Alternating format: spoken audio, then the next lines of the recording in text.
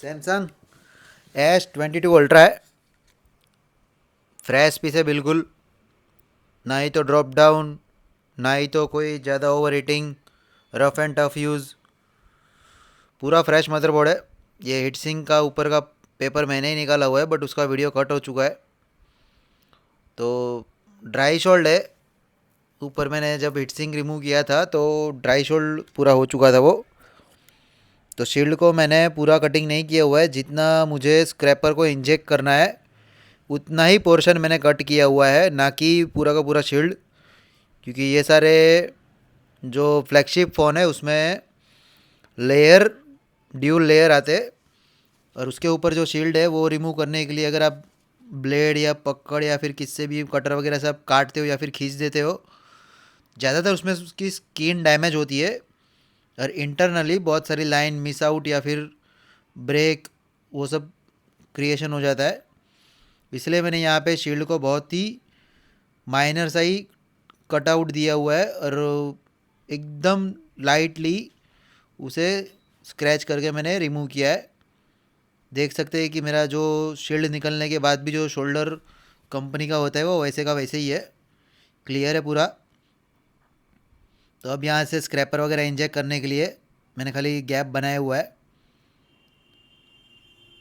इसमें ज़्यादातर white pasted में बड़े सीपीयू वाले फ़ोन में इतना कंपनी ग्लू वगैरह नहीं देती है, बट फिर भी आपको स्क्रैचेस या फिर जो आपके पास स्क्रैपर है, मेरे यहाँ कॉनली 007 है, जिससे आप फाइनल जजमेंट ले लें कि यहाँ पे ग्लू नहीं है। क्योंकि कई बार वाइट पेस्टेड ग्लू इतना कुछ होता नहीं है, बट माइनर से कंपोनेंट उसके साथ अटैच होते हैं, तो उसे सेपरेट करना ज़रूरी होता है।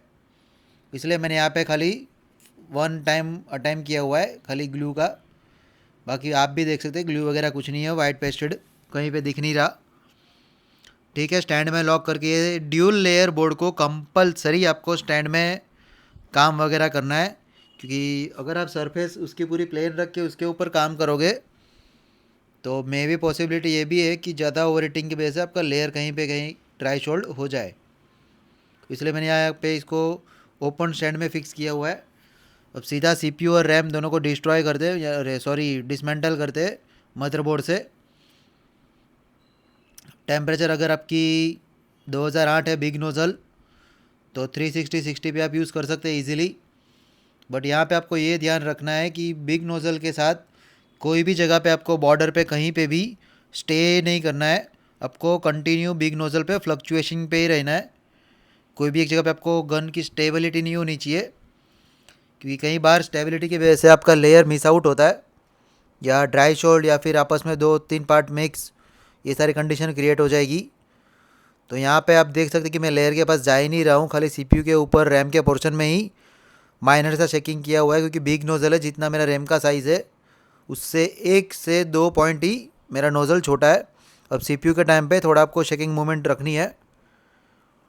जहाँ जहाँ पे आपकी गन का फ्लो जा रहा है वहाँ पे आपको स्क्रैपर इंजेक्ट करना है ज़्यादातर, वरना ये बिग सीपीयू फूलने के चांसेस ज़्यादा होते हैं।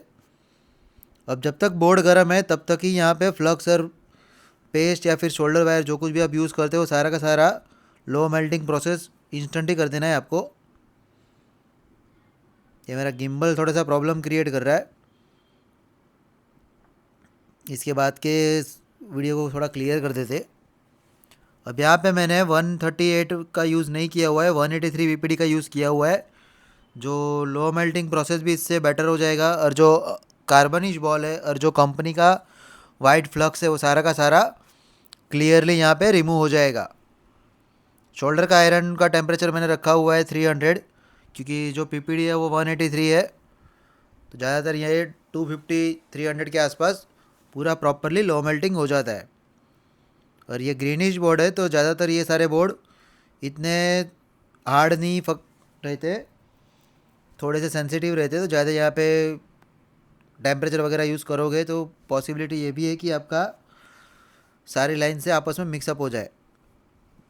अब ड्यूल टोन गुडवी का यूज़ किया हुआ है, क्योंकि लो मेल्टिंग से मैंने जो कुछ भी अनवांटेड था वो सारा का सारा रिमूव हो चुका है। तो ड्यूल टोन से पूरा सरफेस एरिया ही सीधा आपको क्लीन हो जाएगा। और यहाँ पे कॉर्नरों पे ज़्यादातर पार्ट बहुत कम दिए हुए हैं, तो वहाँ पे उतना आपको जजमेंट वगैरह कुछ लेने की ज़रूरत नहीं है, या फिर इतना कुछ केयरफुली या ऐसा कुछ नहीं है यहाँ पे। अब माइनर देख सकते हो, थोड़ा कैमरा ब्लरिश हो रहा है, थोड़ा 2-5 मिनट के बाद क्लियर कर लेते, क्योंकि अब नहीं होगा चालू में। बॉर्डरों पे आपको खास ध्यान रखना है कि कोई पार्ट्स वगैरह आपका उड़ ना जाए। यहाँ पे जितने भी आजू बाजू में पार्ट दिए हुए हैं मोस्टली सारे के सारे I2C प्रोटोकॉल वाले ही है। क्लियर है CPU का पोर्शन। जो माइनर सा सारे सरफेस पे थोड़े थोड़े से बॉल मुझे अनबैलेंस लग रहे हैं और थोड़ा बहुत ग्लू लग रहा है, तो कोई नहीं, इसे एक बार 11 नंबर की ब्लेड से सरफेस एरिया पूरा क्लीन कर लेते हैं। 11 नंबर से ब्लेड से आपको एक तो ये फ़ायदा होगा कि आपका जो अनवांटेड जो वाइट पेस्टेड है वो भी क्लीन हो जाएगा, और आपने लो मेल्टिंग का प्रोसेस पूरा कंप्लीट किया हुआ है तो वो सारा का सारा यहाँ पे आपका पूरा सरफेस एरिया क्लीन करने में हेल्प कर देगा। और सारे के सारे आप बॉल्स को एकदम शाइनी और एकदम फ्लैट सरफेस आप देख सकते हैं। शायद आपको नोटिस होता रहेगा कि जहाँ पे मेरा ब्लेड एक बार घूम के आ रहा है वहाँ पे पूरा सरफेस एरिया पूरा फ्लैट हो जा रहा है, तो ये आपको लो मेल्टिंग से बेनिफिट होगा। इसलिए लो मेल्टिंग बड़े फ्लैगशिप फ़ोन में ज़रूरी होता है, ताकि आपका सरफेस पूरा 0-0 लेवल हो जाए और CPU वन शॉट में इजीली और सारे के सारे प्रिंट आउट उसके टचअप हो जाए। इसलिए लो मेल्टिंग हर एक CPU में ज़रूरी होता है। अब यहाँ पे सरफेस एरिया मेरा पूरा मोस्टली क्लीन हो चुका है, क्लियर है, शाइनी हो चुके सारे बॉल, एक नंबर। अब यहाँ पे कुछ डस्ट वगैरह था, नहीं, ऑल ओके। अब CPU और रैम को भी रिबॉलिंग के प्रोसेस पे जाने के लिए रेडी करते। ये फ्लक्स है वाइट रैम के पोर्शन में, ये CPU की साइड पे भी बीच में नहीं है। ओके, स्टैंड में फिक्स करके रैम को सबसे पहले क्लियर कर लेते हैं। यहाँ पे भी मैंने 183 का ही यूज़ किया हुआ है। आफ्टर मार्केट 138 वगैरह ज़्यादा यूज़ होता है, बट 183 से ये बेनिफिट होता है कि आपका जो ब्लैक कार्बनिश जो बॉल हो चुके हैं ऑलरेडी वो सारे के सारे क्लीन होते हैं। और 183 भी लो मेल्टिंग में चलता है, क्योंकि आपका ग्लू कटिंग वगैरह का टेम्परेचर 260 के समथिंग ही रहेगा। शाइनी हो चुके सारे बॉल।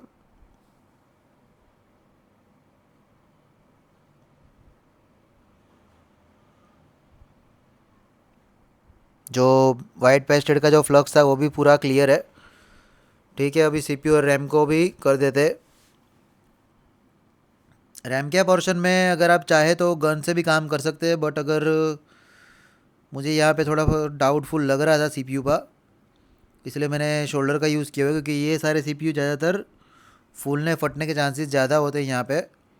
तो जितना हो सके उतना आप लो टेम्परेचर पे काम करें, सक्सेस रेशियो आपको ज़्यादा हो जाएगा। तो पूरा यहाँ पे लो टेम्परेचर से ही काम किया हुआ है, और ज़्यादातर ये सारे CPU को थोड़ा चिल्ड अप होने देना भी ज़रूरी होता है, तो थिनर वगैरह का ज़्यादा यूज़ यहाँ पे होता है ये बड़े CPU में। अब इसे वापस एक बार डी शोल्डर घुमा देते हैं, ताकि पूरा का पूरा सरफेस एरिया क्लीन हो जाए। जब CPU को लो मेल्टिंग प्रोसेस करेंगे और जो क्लीनिंग करेंगे तो उससे ज़्यादातर सरफेस एरिया नीचे अगर पूरा क्लीन रहेगा तो आपका CPU भी पूरा बैलेंस में लॉक रहेगा। सारे के सारे बॉल आप देख सकते हैं मेजर शाइनी हो चुके होते हैं 183 में। अब यहाँ पे परफेक्टली आपका CPU लॉकिंग पे रहेगा, ना तो मूवमेंट चेकिंग कुछ भी नहीं रहेगा।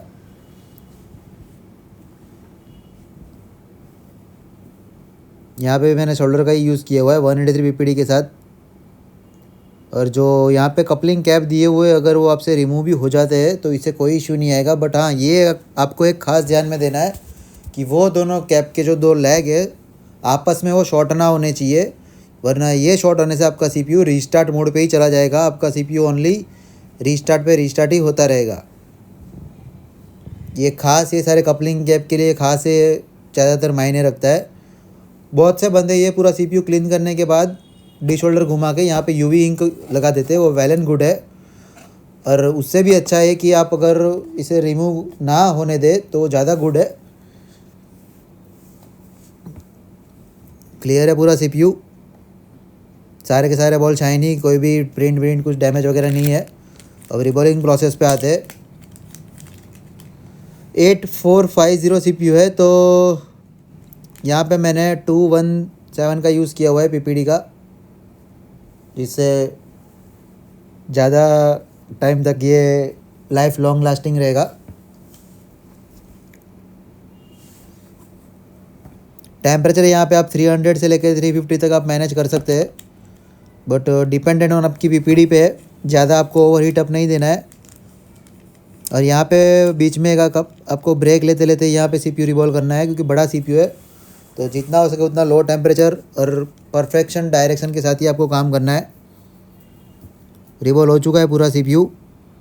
अगर ज़रूरत नहीं है तो आपको यहाँ पे पेस्ट वगैरह फाइनल टचअप की ज़रूरत नहीं है।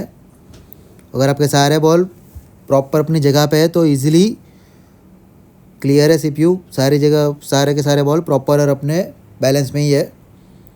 तो CPU को फिक्स कर लेते हैं मदरबोर्ड पे, उतने थोड़ा आपको गैप मिल जाएगा चिल्ड अप होने देने का। अगर CPU भी वो टाइम पे चिल्ड अप हो जाएगा और साथ में रैम भी रिबॉलिंग हो जाएगी, तो CPU पहले फिक्स कर लेते हैं।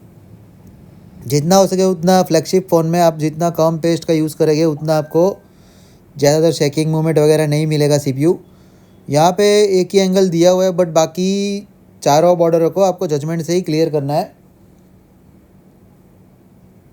तो एंगल पे फिक्स करते हुए मैंने क्विक 2008 से मीडियम साइज़ नोज़ल और प्रॉपर कॉर्नरों पे आपको हीटअप पहुंचाते हुए जितना रैम का पोर्शन है वहाँ पे आपको गन चलानी है। ज़्यादा आपको CPU के बाहर गन का फ्लो नहीं जाने देना है, और जितना हो सके उतना शेकिंग मूवमेंट ही आपको गन के साथ रखना है, क्योंकि ड्यूल लेयर बोर्ड में यही तो मेजॉरिटी है कि आपका शेकिंग अगर मूवमेंट नहीं रहेगा गन का तो कोई भी एक जगह से आपका लेयर ड्राई शोल्ड हो जाएगा।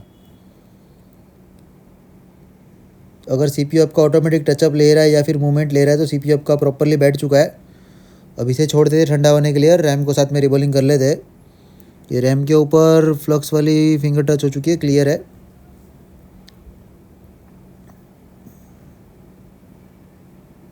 हाँ, रैम को भी मैंने सेम PPD से ही अप्लाई किया हुआ है 217। जितना हो सके उतना रिबॉलिंग के टाइम पे अगर आप PPD को वेट रखते हैं तो वो ज़्यादा वेल एंड गुड रिजल्ट देती है।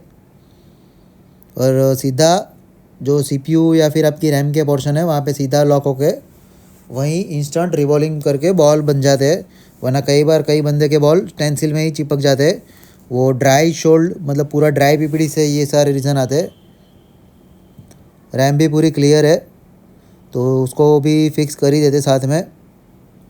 यहाँ पे आपको फ्लक्स को थोड़ा फैला देना है ताकि आपका कोई भी जगह पे अनबैलेंस ना रहे रैम, और ज़्यादा यहाँ पे टचअप वगैरह आप नहीं देख सकते। अगर आपने CPU को अप एंड डाउन मूवमेंट दिया हुआ है तो रैम को आपको लेफ़्ट टू राइट मूवमेंट देना है, ताकि आपका CPU ग्रिपिंग पे ही रहे, ना कि उसकी ग्रिपिंग कुछ लूज़ वगैरह हो जाए।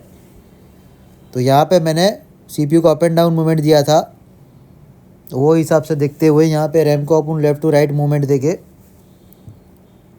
बट एक बार ऑटोमेटिक जो फ्लक्स है उससे अगर फाइनल टचअप पे जा रही है रैम, थोड़ा सा फ्लक्स डाल के ऑटोमेटिक अपनी जगह पे आ रही है, या फिर सब जगह से फ्लक्स अगर बाहर आ रहा है तो आपका प्रॉपरली जगह पे बैठ चुका है IC। ओके, मूवमेंट ले रहा है मतलब ओके, पूरी अपनी जगह पे फिक्स हो चुकी है। ठीक है, सीधा चेक कर लेते। थोड़ा मैंने चिल्डअप किया है बोर्ड को। सबसे पहले तो ये फ़ोन की कंडीशन ये थी कि ये फर्स्ट लोगों के आगे ही नहीं बढ़ रहा था, और बैटरी के परसेंटेज का लोगो भी नहीं आ रहा था। ओनली ये अपना ये सिंबल आ रहा था, परसेंटेज वगैरह शो नहीं कर रहा था। तो भी थोड़ा चार्ज होने देते, क्योंकि बैटरी भी शायद लो ही रहते हैं रिस्टार्ट मोड में या फिर लोगो रिस्टार्ट के फ़ोन पे। ओके, 1% दिखा रहा है, यानी कि 1% चार्जिंग हो चुका है फ़ोन का। और ये बात है कि इसमें परसेंटेज दिखाने लगा है, तो चेक कर लेते फ़ोन को। ये फर्स्ट लोगो नहीं है, ये सेकंड है, लेकिन इसके पहले का फ़ोन सेकंड लोगो पे ही घूमता रहता था। तो ये फर्स्ट लोगो के बाद सेकंड लोगो पे आ चुका है। अभी सेकंड लोगो इसके बाद जो नीचे एंड्रॉइड लिखा हुआ है वो जाने के बाद उसे सेकंड लोगो माना जाता है। हाँ, ये सेकंड लोगो है। अभी वन यूआई पे आ चुका है फ़ोन। तो अगर आपका CPU के सारे प्रिंट आउट ओके और क्लियर है तो पूरा का पूरा फ़ोन ओके रिबॉल होके सेट हो चुका है, यानी कि आपका कंफर्म फॉल्ट सॉल्यूशन था रैम ड्राई शोल्ड। Thank you for watching.